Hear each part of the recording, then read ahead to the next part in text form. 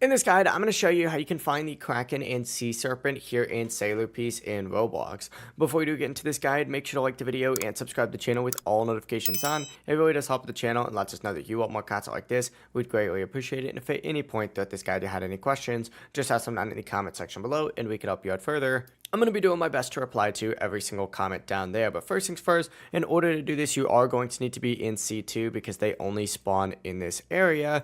And essentially what you need to do is make your way over. And I recommend going to Punch Island in order to do this faster. But teleport over to Punch Island and then just go straight into the sea. Now you have to be about 200 to 600 studs away from really any island. The best way to do this though is to just look back, and if you could still see the island, you're probably not in a good range. As soon as it fully disappears, you're going to be pretty much set to the point where you can't really see an island in any of these directions. This is super easy if you have like the light fruit, for example, because you could just fly out here really fast. You also are going to need at least a $500,000 bounty, otherwise this will not spawn at all. There's no fixed timer, so spawns are completely random. Sometimes it's quick, sometimes it takes a while, and there's two beasts that you're looking for. You're looking for the Kraken and the Sea Serpent. The Kraken spawns in the deep sea and has much higher HP, and the Sea Serpent spawns in the open sea.